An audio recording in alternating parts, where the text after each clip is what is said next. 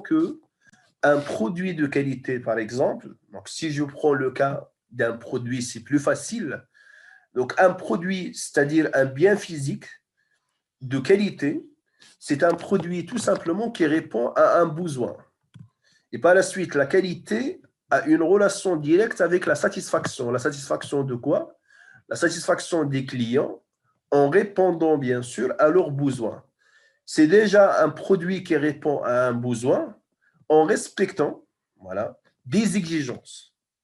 Alors, on dit d'une façon générale des exigences, et non pas des exigences clients, parce qu'à la fin, et en plus des exigences clients, vous avez aussi des exigences normatives.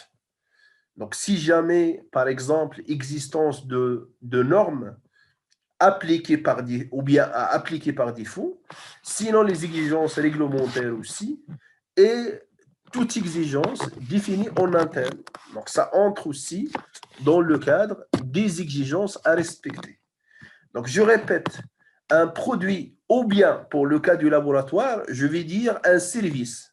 Un service de qualité, c'est un service qui répond à un besoin, donc soit un étalonnage des appareils, ou bien la même chose, la réalisation des essais pour répondre à un besoin, le besoin client, en respectant bien sûr des exigences. À la fois les exigences de cahier de charge, et dans ce cas, on va trouver un détail par rapport au plan d'échantillonnage, par rapport peut-être, c'est-à-dire à la nature des essais ou bien des prestations à réaliser, et ainsi de suite. Par contre, le client n'est pas censé, par exemple, avoir ou bien maîtriser les normes qu'il faut appliquer. Et par la suite, généralement, on ne les trouve pas au niveau de cahier de charge. C'est au laboratoire par la suite de choisir donc la norme, s'il existe bien sûr, s'il y en a une norme, sinon des méthodes internes, la même chose validée, c'est ce qu'on va discuter de façon par la suite. Donc l'essentiel, c'est une prestation réalisée pour répondre à un besoin en respectant des exigences, les exigences clients côté cahier de charge, mais aussi les exigences, bien sûr, réglementaires, normatives, internes, et ainsi de suite. Alors maintenant, pour le management de la qualité d'une façon générale, il faut faire attention, quand je parle de la 17025, c'est vrai que, que j'ai nommé formation comme quoi la qualité au laboratoire, mais la 17025, il est plus général que ça. Donc, quand je parle de management de la qualité, il s'agit d'une petite ou bien d'un chapitre, un seul chapitre, c'est le chapitre 8 de l'ISO 17025. Par contre, vous avez aussi des exigences techniques et ainsi de suite. Et d'ailleurs, je vais tout de suite faire le point sur la différence entre la norme ISO 9001, la norme sur le management de la qualité, et l'ISO 17025. Alors, pour l'ISO 9001, il s'agit d'une norme de certification. On certifie quoi? On certifie un système de management. Par contre, pour l'ISO 17025, il s'agit d'une accréditation.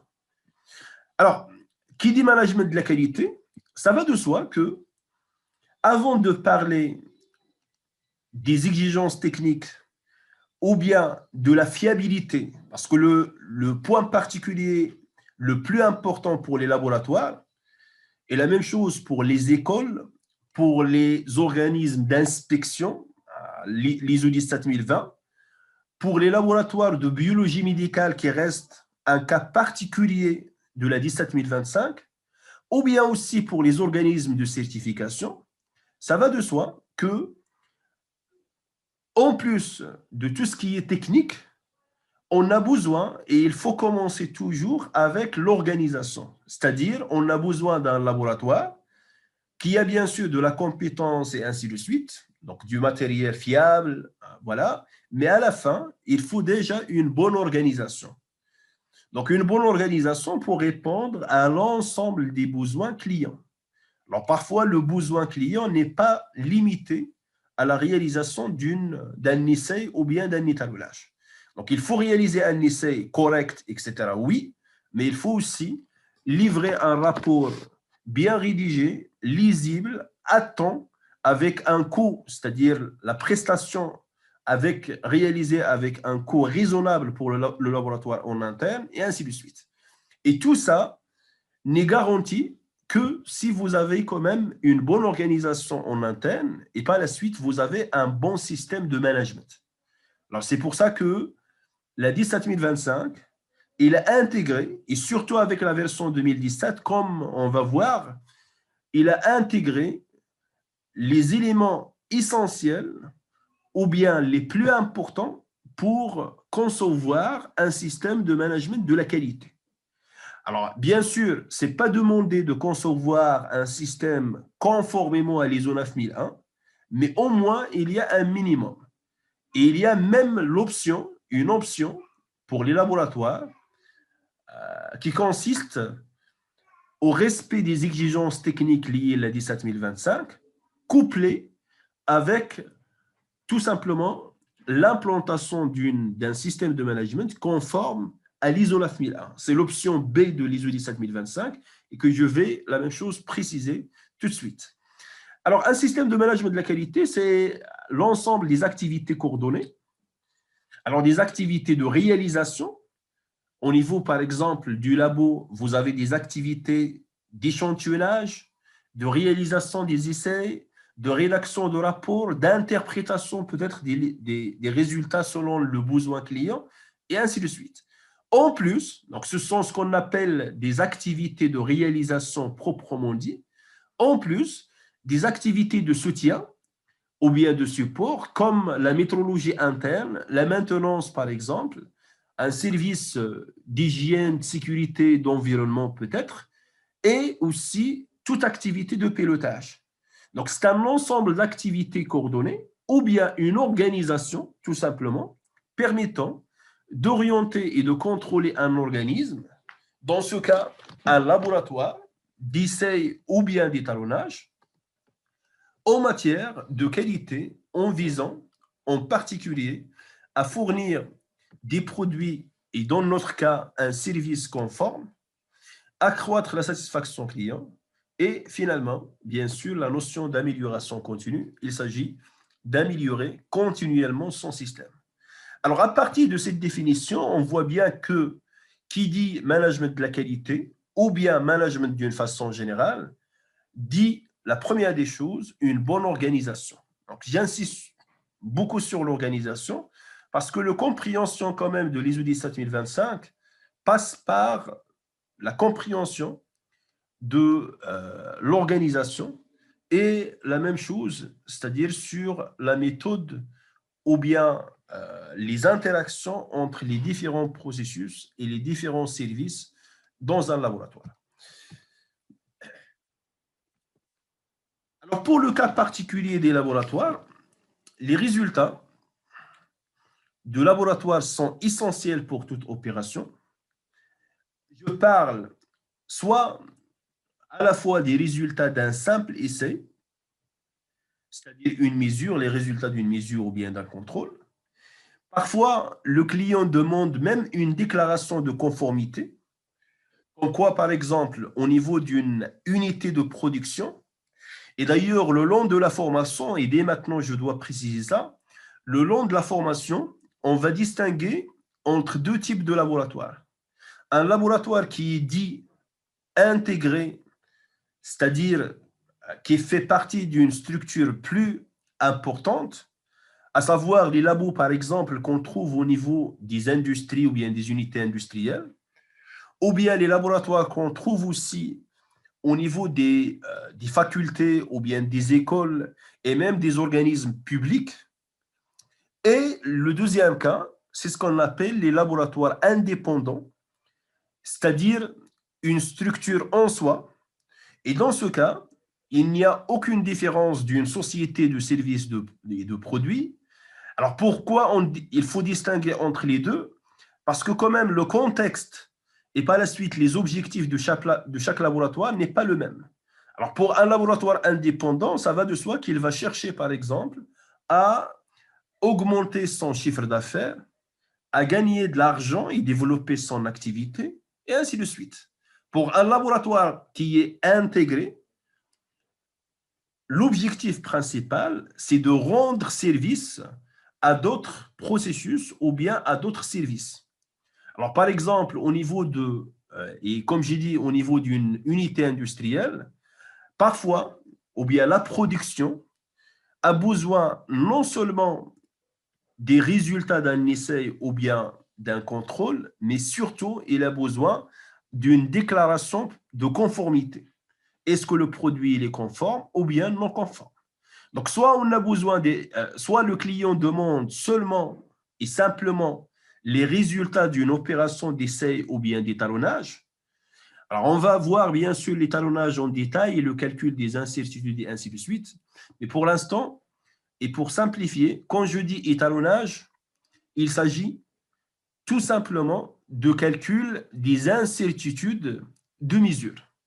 Donc, que ce soit ce qu'on appelle les erreurs systématiques ou bien aléatoires, et on va voir en détail la différence entre les deux. L'essentiel, qui dit étalonnage, calcule des incertitudes. Et par la suite, le résultat d'une opération d'étalonnage, c'est tout simplement l'estimation ou bien une estimation ou bien une précision sur les incertitudes. Alors maintenant, est-ce qu'on a besoin de donner en plus une interprétation des résultats et par la suite préciser si l'équipement il est qualifié, il est conforme ou bien non? Ça, c'est une autre question. Donc, il faut faire la différence, la même chose, entre des simples résultats d'une opération de mesure ou bien d'étalonnage, ou bien, parfois, le client demande une déclaration de conformité. Et dans ce cas, bien sûr, les résultats de laboratoire doivent être exacts, fiables, avec un meilleur coût en interne et la même chose à temps. Comme j'ai expliqué, c'est parmi les objectifs qualité. Le problème maintenant, c'est que si jamais vous avez un laboratoire qui est, ou bien qui a mis en place un système de management qualité conforme à l'ISO 9001, c'est-à-dire un laboratoire qui est certifié ISO 9001 tout simplement, alors cette certification de système de management ne garantit pas la fiabilité des résultats. Alors quand je dis un laboratoire il est certifié ISO 9001, ça veut dire un laboratoire qui est bien organisé et l'organisation mise en place, elle répond aux exigences d'une norme de type management, une norme ISO 9001. Et les normes ISO, d'une façon générale, ce sont des normes, ce qu'on appelle des normes sur résultat. C'est-à-dire qu'il n'y a aucun détail sur tout ce qui est technique. Et par la suite, le fait d'avoir un laboratoire bien organisé n'est pas synonyme de fiabilité des résultats. C'est pour ça que, généralement, si vous avez le choix entre un laboratoire qui est certifié et un laboratoire qui est accrédité, alors bien sûr, toujours, le choix peut être le plus judicieux et le plus correct, c'est tout simplement un laboratoire qui est accrédité. Alors, l'accréditation, c'est une reconnaissance de compétence du laboratoire. Parce que vous avez à la fois tout ce qui est organisation et vous avez tout ce qui est technique. Donc, des exigences sur les méthodes, sur les équipements, sur la compétence des employés, ainsi de suite. En plus, des exigences de base en matière d'organisation et par la suite en matière de qualité. Alors que pour les laboratoires qui sont tout simplement certifiés ISO 9001, vous avez une bonne organisation, mais ça ne garantit pas vraiment la compétence. Donc, je résume. Qui dit accréditation dit tout simplement reconnaissance de la compétence.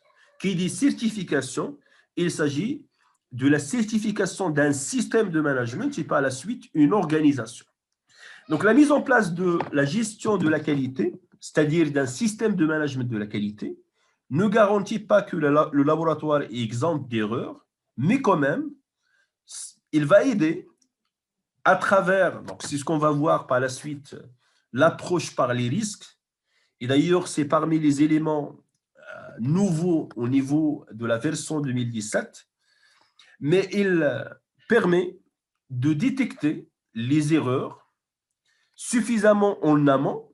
Ce sont les erreurs qui peuvent survenir par la suite et éviter qu'ils réapparaissent ou bien qu'elles apparaissent carrément. Donc, ça permet quand même c'est-à-dire la mise en place d'un système de management, il permet quand même de prévenir les risques. Le problème maintenant, c'est que, et comme j'ai dit pour le cas de l'ISO 9001, il n'y a pas de détails sur tout ce qui est technique. Et par la suite, les résultats de cette prévention, il va dépendre tout simplement de l'engagement et de la volonté du laboratoire. Et c'est pour ça qu'au niveau de l'ISO 17025, en plus des principes, ou bien du principe général de la prévention, vous avez des exigences de base en matière de tout ce qui est technique. Donc l'accréditation, c'est une procédure par laquelle une autorité, donc au Maroc, c'est le CEMAC, c'est le service marocain d'accréditation, qui fait attache quand même au ministère de l'Industrie. Alors actuellement, et d'après, c'est-à-dire d'après les nouvelles, peut-être les nouvelles annonces du ministère de l'Industrie, donc ils essayent de développer ou bien de généraliser l'activité de l'IMANOR. Je pense que vous connaissez l'IMANOR. C'est l'Institut marocain ou bien marocain de normalisation. Alors pour l'instant, l'Institut ou bien l'IMANOR se limite à la rédaction des normes marocaines spécifiques et aussi à la mise en place ou bien à la certification des systèmes de management, donc la réalisation des formations, etc. Mais actuellement, il y a des travaux pour généraliser l'activité de l'IMANOR et par la suite créer un organisme qui est indépendant, plus ou moins, donc relativement indépendant pour tout ce qui est accréditation, ce qui va donner, et j'espère, une reconnaissance internationale de l'accréditation réalisée par l'organisme national, c'est-à-dire par l'IMANOR. Parce que pour l'instant, les accréditations de la CIMAC, c'est-à-dire les laboratoires accrédités au niveau national par le CIMAC, donc il faut dire le CIMAC, le service, par le CIMAC, ne sont pas malheureusement reconnus à l'international. À la différence, par exemple, de la TUNAC, donc la Tunisie d'accréditation. Alors, au niveau de la Tunisie, l'organisme d'accréditation qui est la TUNAC, il est reconnu à l'international. Donc, les accréditations sont reconnues à l'international. Au Maroc, ou bien ce problème de reconnaissance, il est lié d'une part au problème d'indépendance. Parce que quand même, parmi les critères, c'est ce qu'on va voir même pour les laboratoires, parmi les premiers critères et les premiers principes, c'est-à-dire de management pour des organismes de contrôle, il faut une totale, bon, relativement plus ou moins, une totale indépendance et impartialité. Alors maintenant, ou bien aujourd'hui, le CIMAC fait attache au ministère de l'Industrie. Donc, il y a toujours ce problème et malheureusement, et d'ailleurs, comme vous connaissez, je pense, il y a beaucoup de laboratoires marocains qui cherchent des accréditations de type COFRAC, par exemple, de la France. Voilà. Pourquoi? Ça va de soi que les frais d'accréditation sont plus importants, mais il y a quand même une reconnaissance internationale. Alors, sinon, la certification, c'est une démarche volontaire ayant pour objet d'attester au moyen d'un certificat délivré par un organisme tierce, donc comme l'IMANOR, l'AFNOR, Veritas, TÜV, SGS et ainsi de suite, compétent et impartial, qu'un produit, un service ou bien le système de management qualité, le personnel d'une entreprise ou bien d'une organisation est conforme aux exigences spécifiées par un référentiel préétabli. Voilà. Alors, la différence, comme j'ai expliqué, c'est que pour l'accréditation, vous avez une reconnaissance de la compétence. Par contre, pour la certification, il s'agit d'un certificat ou bien une attestation, comme quoi le système de management qualité, il est conforme aux exigences spécifiées. par un référentiel établi, le cas de l'ISO 9001. Et le problème avec ça, comme j'ai expliqué, c'est que l'ensemble des exigences ISO, que ce soit ISO 9001, 14001, 45001, et ainsi de suite, ce sont des exigences sur résultat. À la suite, aucun détail par rapport à tout ce qui est technique. Voilà. Et on peut comprendre, comme j'ai expliqué, on peut comprendre tout simplement qu'il n'y a aucune garantie avec la certification de la fiabilité des résultats.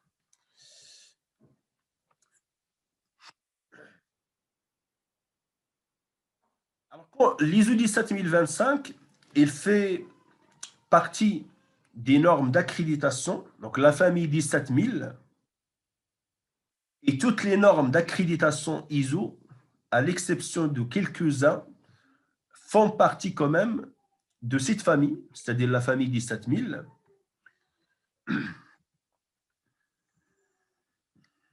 Voilà. Alors, vous avez, premièrement, une norme d'accréditation, c'est la 17011, la norme d'accréditation des organismes d'accréditation, c'est-à-dire le CEMAC au Maroc, le service marocain d'accréditation, il est accrédité lui-même 17011. Ça, c'est la première des choses. Donc, la 17011, ça fait partie de la norme 17000 ou bien des normes 17000 et il s'agit de l'accréditation des organismes d'accréditation.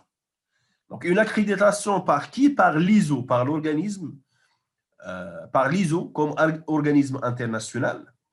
Alors, sinon, la CIMAC ou bien le CIMAC maintenant, il a la possibilité de délivrer premièrement des accréditations au laboratoire, la fameuse 17025 pour les essais et l'étalonnage. Et comme j'ai expliqué, il y a, ou bien ils ont publié une norme dérivée qui dérive de l'ISO 17025 pour la qualité et l'accréditation au niveau des laboratoires de biologie médicale. Il s'agit de la 15189. Et si vous voulez, pour simplifier, la 15189, c'est l'application de la 17025 au niveau de la biologie médicale. Et dans cette norme, on utilise quand même le vocabulaire utilisé dans ces laboratoires spécifiques, en plus des exigences de l'ISO 9001. Alors, c'est pour ça que pour la 15000, on ne dit pas une norme d'accréditation, mais c'est une norme d'accréditation et de qualité. Donc, il y a à la fois, ou bien les exigences en matière de management de la qualité, elles sont plus détaillées que dans le cas de la 17025. Mais sur le plan technique, il n'y a aucune différence. Il s'agit tout simplement d'une adaptation par rapport au cas des laboratoires de biologie médicale. La 17025 reste la plus générale. Sinon, vous avez la 17043 pour les organisateurs de comparaison interlaboratoire. On va parler de ces organisateurs comme par exemple le cas du laboratoire marocain, du laboratoire national de métrologie, le LNM, à savoir le LP2E. Donc le LP2E actuellement pour le Maroc, il joue le rôle de laboratoire national de métrologie. Et ce laboratoire-là, il organise de temps en temps ce qu'on appelle les CIL ou bien des campagnes de comparaison interlaboratoire, donc des comparaisons interlaboratoires. Alors l'objectif c'est-à-dire de l'organisation des comparaisons interlaboratoires. Parmi les objectifs, la validation des méthodes, mais aussi des essais d'aptitude pour comparer l'efficacité et les résultats d'un laboratoire avec d'autres laboratoires. Donc, on va parler de ça par la suite au niveau du chapitre 7. Une fois, on va détailler la question de la validation, donc la question de la validation des méthodes, tout simplement, et la même chose, la question des essais d'aptitude. Sinon, pour les organismes de certification comme l'AFNOR, Veritas, TÜV, etc., vous avez plusieurs normes, bien sûr, selon l'objectif. La 17024 pour la certification de personnel, donc des personnes physiques. Sinon, la 17021, alors ça c'est pour les organismes qui procèdent à la certification des systèmes de management de type ISO 9001, 14001, 45001 et ainsi de suite. Sinon, la 17065, qui a remplacé le guide 65, et ça, c'est pour la certification des produits. Donc, si un organisme souhaite certifier un produit, alors dans ce cas, il va, ou bien l'organisme qui va procéder à la certification doit être accrédité 17065. Et finalement, un cas spécifique des laboratoires ou bien des organismes d'inspection, on parle de la 17020. Et la 17020 n'est pas vraiment très différente, au moins côté structure, de la 17025. Voilà. Donc ça, c'est juste pour vous donner une idée sur tout ce qui est accréditation. Donc, il n'y a pas que les laboratoires. Et bien sûr, ce schéma ou bien ce que vous avez ici, c'est seulement pour les normes ISO. Alors, il y a d'autres schémas d'accréditation, comme par exemple au niveau national, de temps en temps, on parle des écoles, par exemple, accréditées par l'État. Donc, il y a un processus d'accréditation développé par le ministère, la même chose de l'enseignement. Et à la fin, il faut se limiter à la définition de base, à savoir qu'il s'agit tout simplement d'une reconnaissance de la compétence par une autorité donnée. Donc, soit un ministère, soit le CEMAC, un organisme spécifique, ou bien un service d'accréditation, et ainsi de suite. Alors, j'espère que c'est bon. Sinon, bien sûr, s'il y a des questions, n'hésitez pas à m'arrêter et de poser vos questions, c'est le plus important. Si vous trouvez une difficulté à comprendre quelque chose, ou bien vous avez besoin de plus d'informations par rapport à quelques éléments, il n'y a aucun souci. Voilà. Donc, pour l'instant, j'essaie de rester quand même focalisé sur l'ISO 17025 pour ne pas sortir du champ de la formation. Donc, sinon, il y a pas mal de choses à dire sur tout ce qui est lié à l'accréditation. Voilà. Alors, il y a un petit détail peut-être qu'il faut ajouter. Alors, s'il y a des personnes qui connaissent les normes de certification ISO 9001, 14001, etc., alors je pense que vous connaissez ce qu'on appelle la structure haut niveau HLS, High Level Structure. Donc, vous savez, je pense que l'ensemble des normes de management sont rédigées actuellement sur la base de 10 chapitres. C'est-à-dire que l'ISO comme organisme, il a procédé à la révision de toutes les normes de management et il a essayé d'harmoniser la structure de telle façon à avoir la même structure au niveau des normes, c'est-à-dire un plan ou bien un document rédigé en 10 chapitres. Alors, il ne faut pas confondre les normes de certification avec les normes d'accréditation. La structure HLS en 10 chapitres, il est appliquée seulement au système de management ou bien aux normes de management. Par contre, pour les normes d'accréditation, l'ISO a essayé de faire la même chose, c'est-à-dire d'harmoniser la structure des normes, mais non pas en 10 chapitres, mais en 8 chapitres.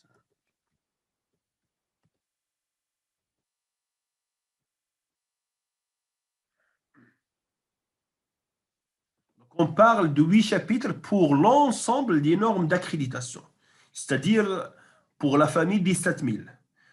Alors, à ma connaissance, la seule norme qui n'est pas toujours révisée, c'est la 15189, mais il est en cours de révision, c'est-à-dire la norme pour les laboratoires de biologie médicale, mais actuellement, il est en cours de révision et par la suite, il va suivre la même chose, les exigences, les nouvelles exigences de l'ISO 9001 version 2015 et il va avoir la même structure en 8 chapitres comme la 17025 et comme les autres normes d'accréditation.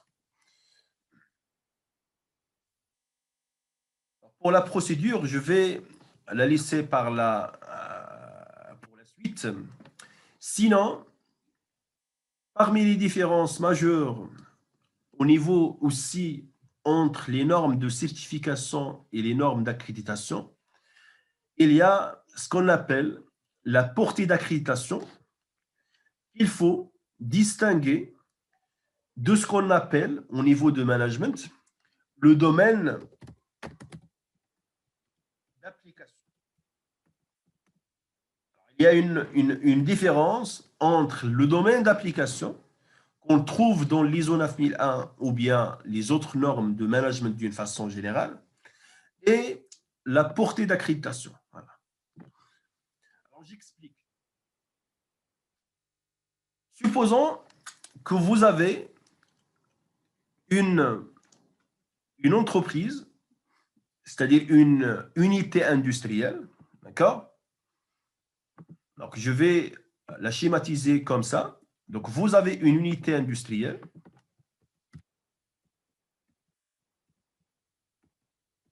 Je vais essayer de simplifier ça. Donc, la notion, surtout la notion de domaine d'application, parce que ça fait, ou bien ça a une liaison avec l'ISO 9001, mais c'est bien de comprendre quand même la différence. Donc, supposons que vous avez une unité industrielle, d'accord? Au niveau de cette unité, vous avez plusieurs services. Vous avez la fabrication. Vous avez aussi, bien sûr, en plus de la fabrication, tout ce qui est logistique et ainsi de suite. Plus ce qui m'intéresse, un laboratoire, un labo interne, intégré. Voilà. Alors, en plus de la fabrication proprement dit, vous avez un service aussi. Donc, j'ai parlé de la logistique. Vous avez une activité de livraison. Donc, il y a une activité de production proprement dit. Et par la suite, vous avez une activité de livraison. Si je prends le cas, par exemple, des cimenteries, donc pour la fabrication de ciment, on trouve en amont même une activité de carrière, d'extraction. L'extraction de quoi? L'extraction des matériaux, que ce soit l'argile ou bien le calcaire. Vous avez des carrières, donc l'extraction, vous avez la transformation, la fabrication proprement dit, et par la suite livraison. Alors, supposons que cette unité ou bien cette société, elle réalise deux produits, un produit A et un produit B. Alors maintenant, si je parle de domaine d'application, c'est possible, voilà, de choisir comme domaine d'application. Donc, vous avez à la fois le périmètre et vous avez l'activité. C'est-à-dire, quand je dis un domaine d'application, l'application de quoi? L'application de système de management qualité, par la suite l'ISO 9001. Et qui dit système de management qualité, c'est-à-dire une organisation. Donc, par la suite, avant de parler d'une organisation ou bien d'une réorganisation des activités, on doit définir quel est le périmètre. Donc, ça peut être tout simplement, on peut limiter le domaine d'application à l'unité industrielle seulement, sans considérer la carrière et par la suite les activités d'extraction. Sinon, une autre société, elle peut choisir comme périmètre l'ensemble, donc à la fois l'activité industrielle, l'extraction, mais peut-être aussi la livraison comme activité. Voilà. La même chose, cette unité industrielle, il peut choisir dans ce domaine d'application d'appliquer le management de la qualité sur une seule ligne liée à la fabrication de A, de produit A, ou bien la fabrication de B, et ainsi de suite. J'ajoute même que c'est possible de choisir comme domaine d'application, pour le cas industriel, seulement le laboratoire interne. Et par la suite, on va se trouver avec un industriel qui va certifier quoi? Il va certifier non pas un système de management global qui touche à l'ensemble des activités, mais il va certifier tout simplement un système de management et par la suite une organisation appliquée au laboratoire interne. Alors maintenant, ça c'est le premier exemple pour tout simplement vous expliquer la notion de domaine d'application. Supposons maintenant un autre laboratoire. Donc, vous avez un laboratoire maintenant, un autre organisme. Il s'agit d'un laboratoire, mais un laboratoire que j'appelle indépendant. Et au niveau de ce laboratoire indépendant, vous avez plusieurs domaines. Par exemple, un domaine lié à l'eau, tout ce qui est environnement, voilà, déchets solides peut-être. C'est-à-dire, vous avez plusieurs laboratoires, un laboratoire mécanique et ainsi de suite. Donc, c'est possible la même chose, d'appliquer l'organisation, c'est-à-dire un système de management, sur l'ensemble des activités, ou bien choisir tout simplement une activité donnée. Alors, supposons maintenant que le domaine choisi, c'est l'ensemble des activités du laboratoire concernant l'échantillonnage, la réalisation des essais et par la suite, bien sûr, la validation des résultats. Maintenant, en prenant ces activités comme exemple, et comme j'ai expliqué, le laboratoire, peut-être, il propose plusieurs services, la réalisation de plusieurs types d'essais suivant des méthodes, une méthode X, une méthode Y, une méthode Z, etc. Et par la suite, il doit, dans le cas, ou bien dans le cadre de l'accréditation, il doit définir ce qu'on appelle la portée d'accréditation, que ce soit pour l'étalonnage ou bien les essais. C'est-à-dire, il doit préciser exactement quels sont les domaines, ou bien quels sont les domaines qu'il a choisi d'accréditer, donc le type d'essai ou bien d'étalonnage à réaliser, la norme, par rapport à quelle norme, s'il y a une norme déjà publiée, sinon, s'il y a une méthode interne, il doit la même chose, préciser la méthode, et ainsi de suite. Donc, il y a une différence entre le domaine d'application. L'organisation peut être ou bien peut toucher l'ensemble des activités du laboratoire, de l'échantillonnage jusqu'à la rédaction du rapport, mais l'accréditation doit spécifier qui sont c'est-à-dire les différents types d'essais ou bien d'étalonnage, voilà, qu'on va prendre en considération au niveau de l'accréditation. Et la même chose, est-ce qu'on va prendre en considération l'échantillonnage? Donc, la première opération de prélèvement ou bien d'échantillonnage, parfois, il est sous accréditation, parfois, il est, ou bien la majorité des laboratoires ne la considèrent pas. Et dans ce cas, il faut préciser, bien sûr, le domaine et la portée d'accréditation. En tout cas, je vais vous donner des exemples sur la portée par la suite, mais c'est bien, comme j'ai dit, au moins pour cette première séance, de faire la différence entre les deux, accréditation et certification.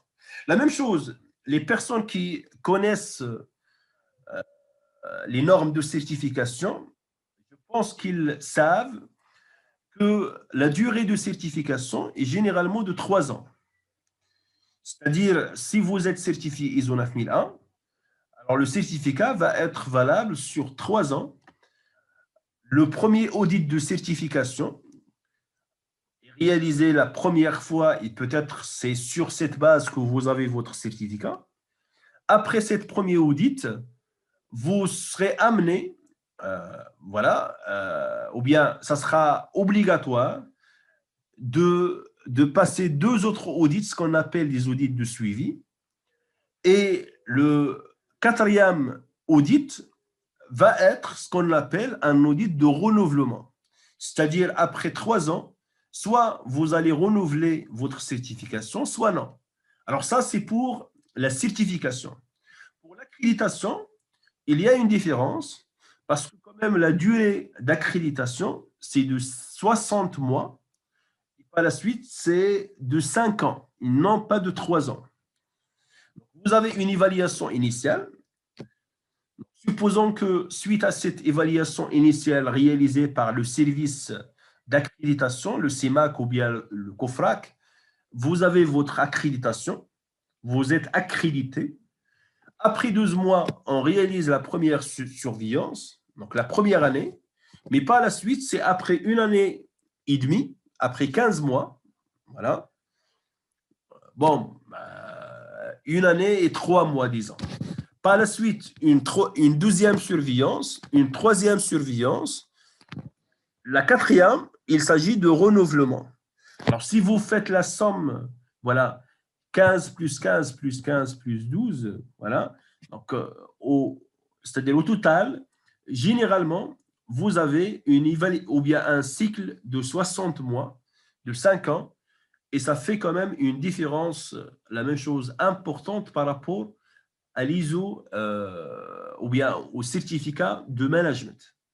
Alors, la même chose, la portée d'accréditation, il peut changer d'un audit à un autre. Donc, je vais vous présenter à la fin de la formation les options en relation avec l'accréditation. Donc, il y a plusieurs options, etc. La démarche, quand même, reste complexe, mais je vais essayer de la simplifier. Donc, maintenant, quelques éléments par rapport, ou bien quelques précisions par rapport à la version 2017. L'ancienne version, c'est la version 2005.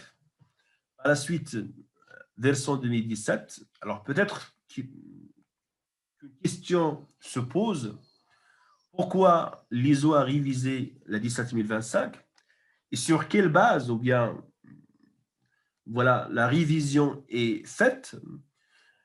Donc, ou bien la version 2017, il est premièrement révisé dans le cadre de processus d'amélioration continue des normes. C'est-à-dire que le PDCA ou bien l'amélioration continue, il est appliqué déjà sur les normes, proprement dit. Sinon, il contient, ou bien il est révisé, surtout pour prendre en considération les nouveaux principes de l'ISO 9001, les 7 principes de l'ISO 9001 que je vais présenter par la suite, mais aussi de prendre en considération les nouveautés de l'ISO 9001 ou bien de management de la qualité, surtout la question des risques et opportunités.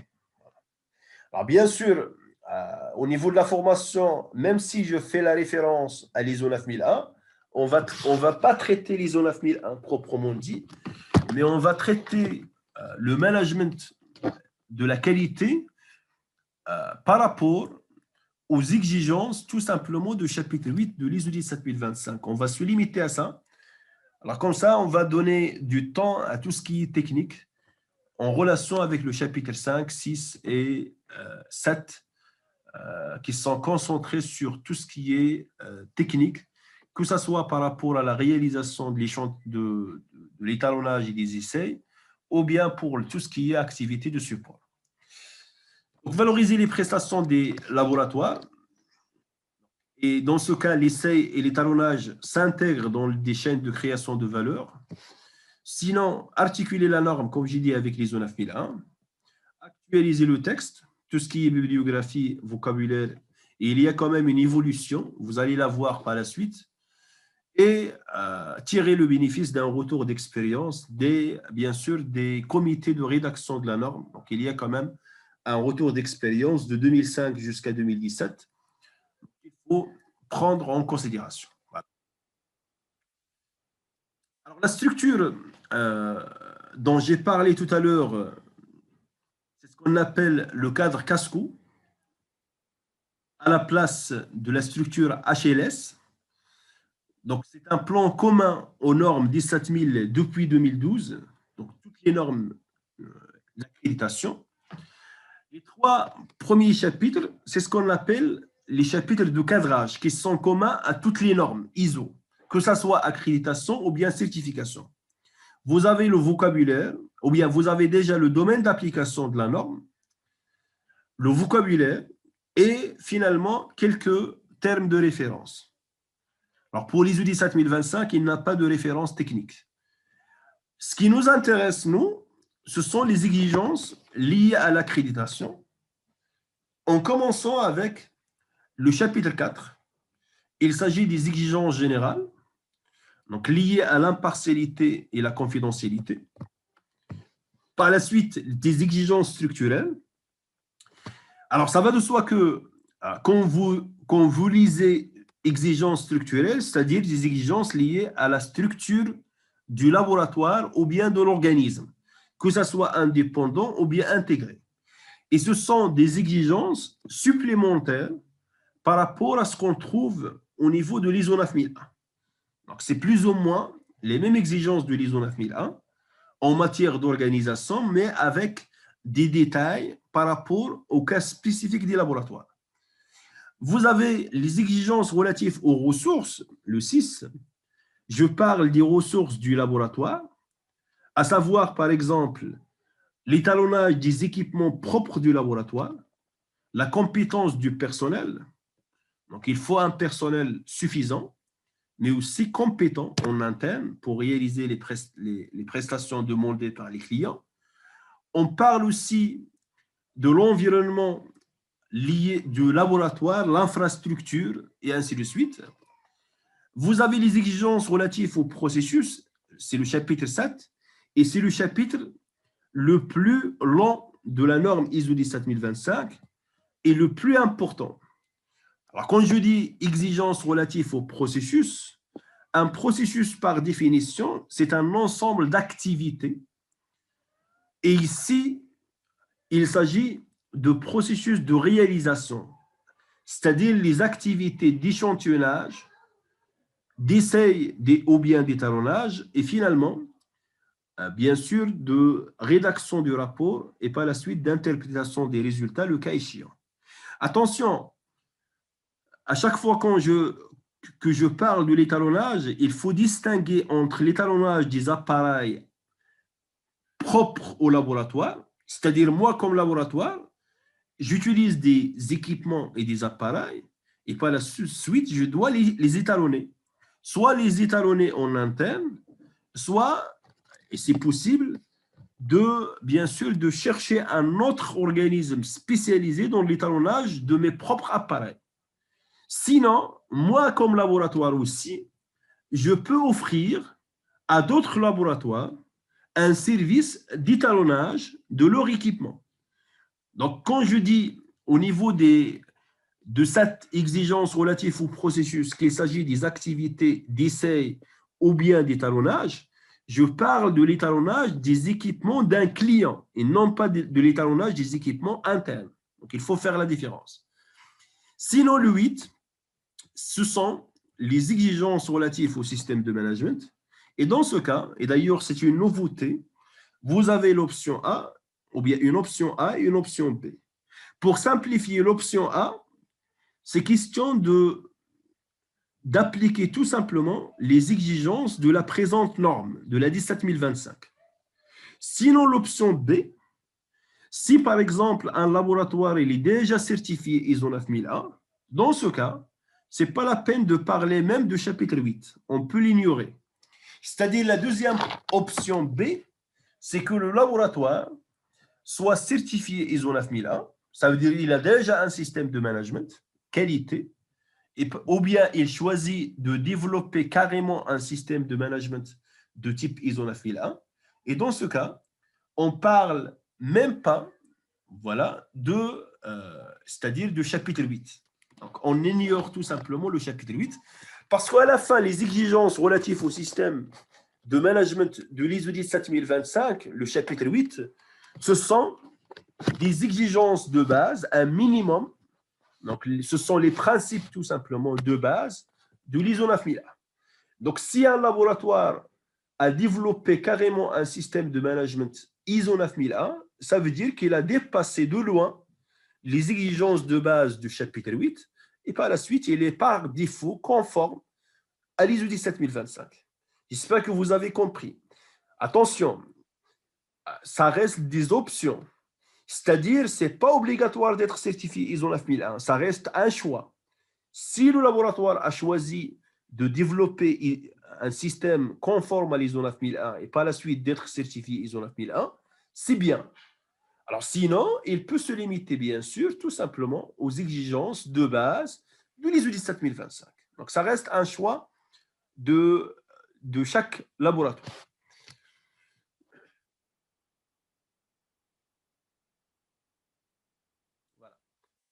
Voilà, ou bien voici l'organisation globale. Donc, pour l'organisme, vous avez les exigences générales d'indépendance et d'impartialité. Donc, le laboratoire doit être indépendant, impartial.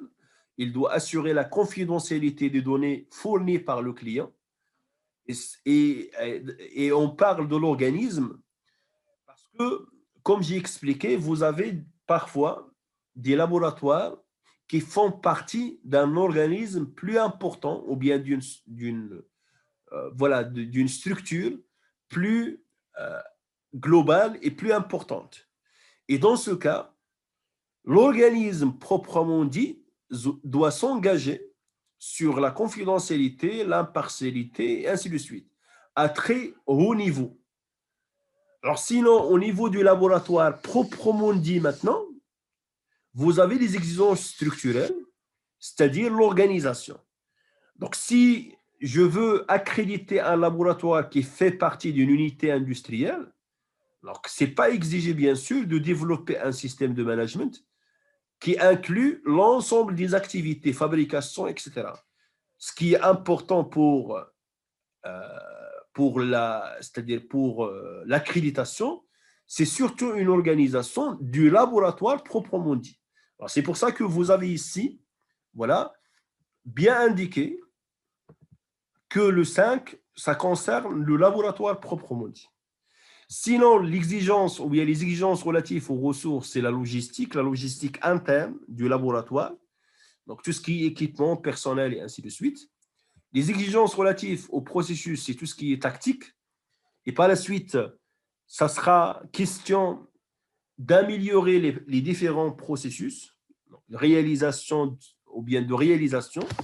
Et finalement, vous avez les exigences relatives au système de management, côté stratégique ou bien côté management. Alors, je vais essayer de vous expliquer ça dès maintenant, mais je vais revenir en détail c'est-à-dire à ce schéma. Alors ça, c'est ce qu'on appelle une cartographie des processus d'un laboratoire type. Je vais revenir à ça en détail au niveau du cours. Je la présente ici juste surtout pour les personnes qui ne sont pas initiées à tout ce qui est qualité, pour différencier entre ce qu'on appelle les processus ou bien les activités de pilotage. Alors, qui dit pilotage ou bien management, ce sont des personnes qui doivent prendre des décisions. La direction, elle prend des décisions, ce qu'on appelle des décisions stratégiques pour l'organisme. C'est à elle d'orienter l'activité du laboratoire. Sinon, et surtout pour les grands laboratoires, on a besoin d'un responsable qualité ou bien un responsable QHSE qui va assurer l'amélioration continue ou bien le pilotage opérationnel au niveau du laboratoire. Donc, c'est-à-dire cette personne-là, il va essayer de coordonner avec les autres et de travailler avec les autres sur l'amélioration du système de management. Alors, les deux activités, direction et amélioration continue, où on a un responsable qualité, c'est le rôle de responsable qualité, et il s'agit des activités de pilotage. Sinon, pour le soutien ou bien le support, vous avez, et ça va de soi qu'au niveau d'un laboratoire, on a besoin de services informatiques, question d'installation des logiciels, la maintenance, la même chose, des équipements informatiques et des systèmes d'information, et ainsi de suite. On a besoin des ressources humaines pour fournir, par exemple, les formations qu'il faut, pour procéder au recrutement, s'il faut, la même chose, recruter des personnes, et ainsi de suite. L'achat, Donc, pour acheter les consommables, les produits chimiques, le matériel nécessaire, la même chose.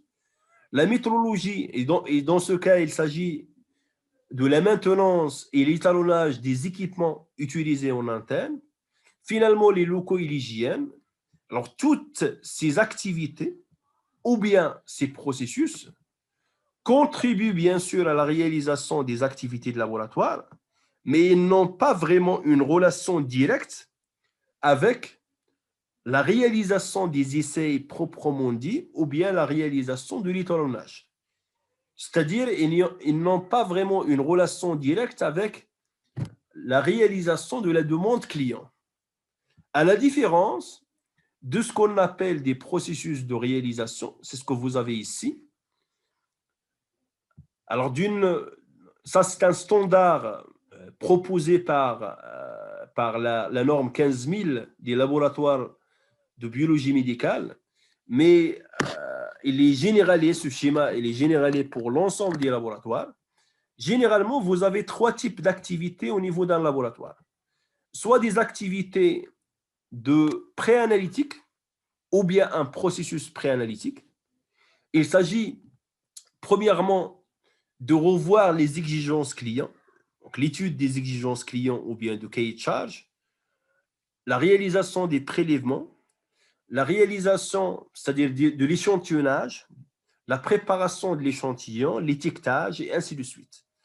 Donc, c'est-à-dire, il englobe ce processus préanalytique, il englobe toutes les activités à réaliser au niveau d'un laboratoire avant de procéder à l'analyse proprement dit, ou bien aux essais proprement dit, ou bien à l'étalonnage.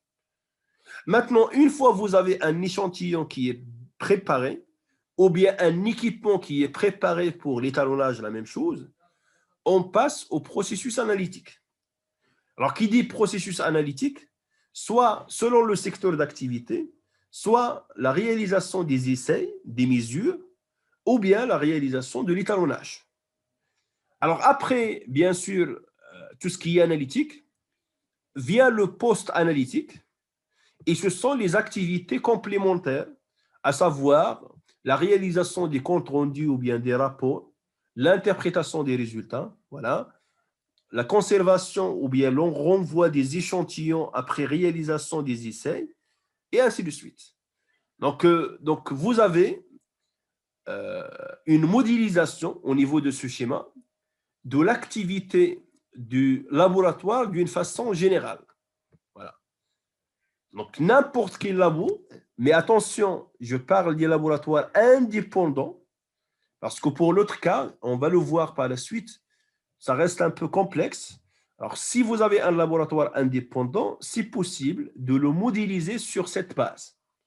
Donc, et on parle ici d'une organisation, bien sûr, sur la base de l'approche processus. Donc, vous avez direction et amélioration continue, vous avez des processus de réalisation et vous avez des processus de support.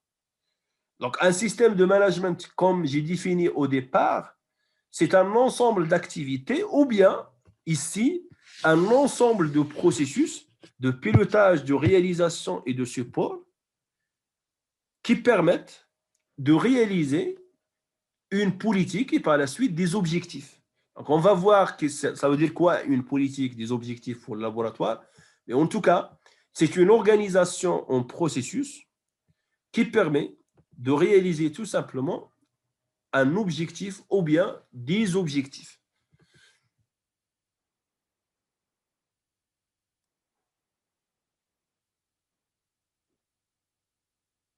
Et par la suite, en relation avec ce que je viens de présenter, vous pouvez voir que le chapitre 6, exigences relatives aux ressources, ça a une relation avec les processus de soutien ou bien de support. On va trouver des exigences liées à l'RH, liées à l'étalonnage des équipements en interne, et ainsi de suite. Les exigences relatives au processus, c'est par rapport au processus de réalisation. Et au niveau du chapitre 7, on va trouver des détails par rapport à l'échantillonnage, à la réalisation des essais, à l'interprétation des résultats, à la rédaction des rapports, et ainsi de suite. Et pour le 8, il s'agit de pilotage ou bien de management proprement dit. Ce sont des exigences relatives au système de management. Donc, la question, voilà, tout simplement, de pilotage.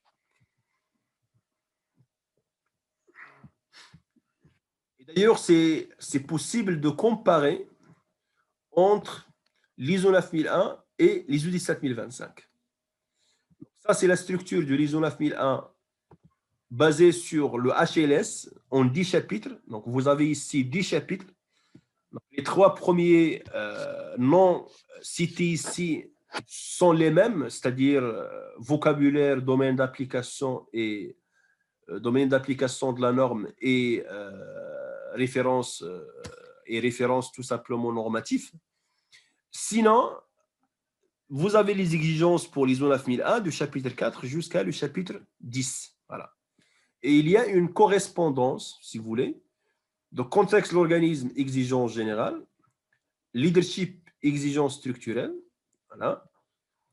Par la suite, support, exigence relative aux ressources. Réalisation des activités, vous avez exigence relative au processus. Évaluation de performance. Amélioration. Et j'ajoute même la planification. Voilà. Donc, de toute façon, à la fin, on va pouvoir voilà, détailler cette relation entre l'ISO 9001 et la 17025. Alors, question du programme maintenant.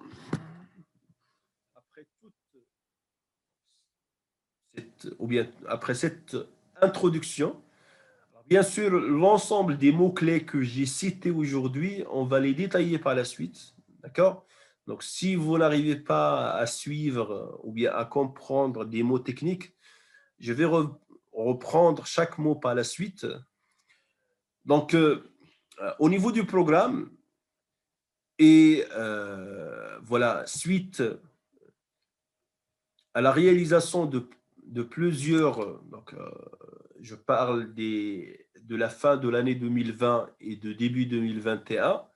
Donc, suite à la réalisation de plusieurs sessions, j'ai choisi de commencer, ou bien avant de traiter tout ce qui est exigence technique, c'est-à-dire les calculs de l'état des incertitudes et ainsi de suite, j'ai choisi, et c'est ce qu'on va faire aussi pour cette session, de commencer avec le chapitre 8.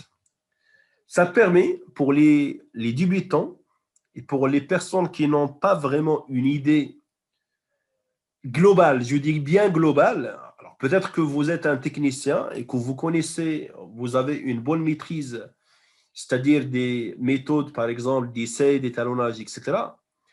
Mais quand je parle de l'ISO 17025, c'est plus global. Il faut une bonne compréhension de l'organisation globale du laboratoire. En plus de tout ce qui est métrologie, vous avez aussi l'activité commerciale, l'activité achat et ainsi de suite. Donc, on va commencer dans les 2 premières séances, c'est-à-dire du week-end prochain, par le chapitre 8. Et je vais essayer de détailler ou bien de donner des détails au-delà du chapitre 8, en commençant avec ce qu'on appelle l'approche processus laboratoire. Alors comme ça, vous aurez quand même une idée, premièrement sur le système de management pour les personnes qui n'ont jamais suivi des formations sur le système de management, mais je ne vais pas entrer dans les généralités, ça sera appliqué sur le laboratoire. Et la même chose, ça sera l'occasion pour situer les choses, c'est-à-dire les différents processus et les différentes exigences de management. Une fois on a une bonne idée sur l'organisation du laboratoire et ainsi de suite, on va passer aux exigences techniques en commençant avec les exigences générales, impartialité, confidentialité, les exigences structurelles et voilà, bien sûr par la suite, tout ce qui est lié aux exigences qui concernent le processus et aux exigences, voilà, ou bien, et par la suite, l'interaction avec la version tout simplement 2015. Alors, en développant ce programme concernant les UDI 7025, Et comme je fais au niveau des autres formations, je ne vais pas me limiter à une lecture. Et d'ailleurs, je fais pas de lecture de l'ISO 17025. On va voir l'ensemble des exigences, mais en parallèle, on va essayer de réaliser c'est-à-dire des exercices et la même chose de présenter des éléments techniques. Alors, par exemple, tout ce qui est lié, comme j'ai dit, soit à l'interprétation des résultats, et il y a des exigences ou bien des techniques très intéressantes par rapport à la version 2017, soit pour l'interprétation des résultats, soit pour les calculs des incertitudes. Donc, on va essayer de réaliser, c'est-à-dire ou bien de travailler un peu sur tout ce qui est métrologie en relation avec les besoins de la version 2017. Et pour ça, et dès la semaine prochaine, je vais vous laisser des enregistrements à l'avance, des enregistrements qui concernent des rappels par rapport à la loi normale. Donc, il faut quand même un minimum de connaissances par rapport à la loi normale et par rapport au vocabulaire statistique. Donc, la question de l'écart type et ainsi de suite. Donc, je vais essayer de vous préparer quelques enregistrements à l'avance pour gagner du temps. Alors, comme ça, au lieu de se limiter à une simple lecture, on va essayer de faire de la pratique, c'est-à-dire des exemples ou bien des études de cas. Et on va essayer de voir comment appliquer les exigences de l'ISO 17025. Et par la suite, et pour faire ça, je demande tout simplement un effort de votre part en révisant. Alors, je ne dis pas maîtriser la loi normale, mais au moins réviser quelques éléments liés à la loi normale pour avancer et pour traiter l'ensemble des exigences, Inch'Allah,